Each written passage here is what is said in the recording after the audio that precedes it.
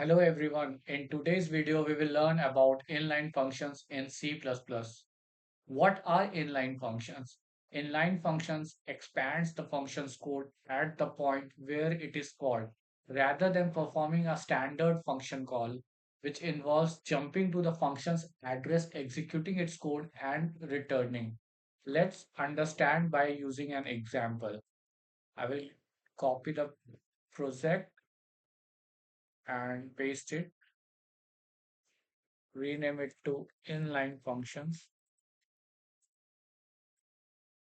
Mhm. So it's over here, and let me close this project. Open it, delete the temporary previous files.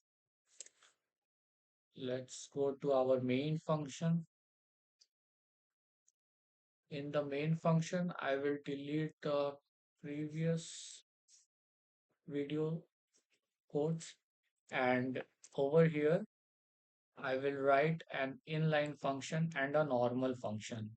So to write an inline function, we use the keyword inline over here, and I will make it simple. I will keep a square where I will take the value of n, and I'll return n into n, and that's it. And for here, I will make another cube function and pass the variable in n again, and here I will return n into n into n. Then over here, if you see, I will create a variable int square equal to, I will call the square function and pass the value 5 over here, and in cube we will pass cube of 6. Let's run and see if our function works correctly or not. First, I will build it over here. Okay, I didn't used printf to print our data. So square percentage d comma s and printf cube percentage d comma c. Okay, let's build and flash it on my controller. Select OK. I will open my Tera term over here, connect to our serial port. So we have got the square and the cube of the numbers.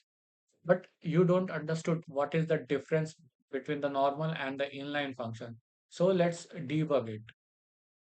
I will press the debugging button over here, switch to debug perspective. Over here, if you come to our, uh, okay, this assembly is not here. So what I need to do is I need to go to Window, Show View, and Disassembly over here. So on clicking this, you will see the disassembly of the code.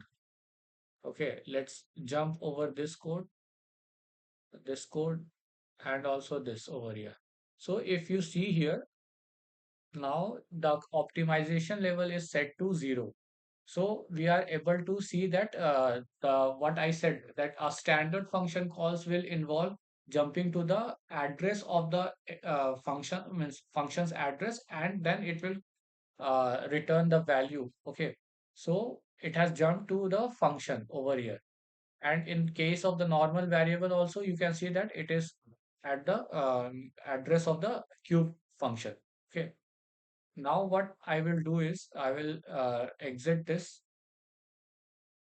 then come over here and go to properties, come over to C++ build settings, and over here if you come to uh, GCC compiler, in the optimization level, set it to optimize for debug.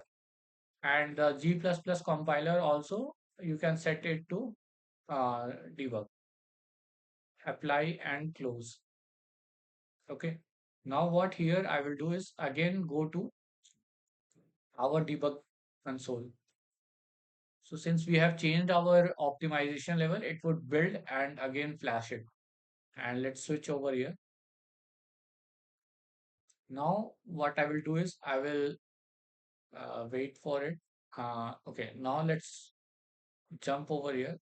This assembly is not visible. Terminate and relaunch. Let's see why it was not visible. Let's switch it over here. And yeah, it's over here. Now we have got our disassembly. Let's get into our main function, jump over these functions, and you can see it didn't entered into this function call. So if you see over here, we have entered into the queue function, address of the queue function because it is not inline function, whereas the square function is inline. So it didn't branch looped. So BL is for branch loop and it didn't loop to the address of the square, but it looped to the cube. But if you see over here in the square function, since it is a inline function, you will see over here that it is already in the register 1 value, it has moved the value 25. Okay. But for the case of cube, it has copied the value R from R0, that is R0 register is having value 6, then it will branch loop to that address of the function, and then it is copied the final value into the R4 register, and from there R4 register's value is getting copied into R1. So this is the overhead that it saves, the inline function. And what is where it is helpful, why we use inline function. So this reduce the overhead associated with function calls. Okay, so it didn't do a branch loop thing, and this is also only valid if you are using small functions. This is a frequently called function, then it is very valuable to use inline function. Okay, so that's it. Thank you, everyone.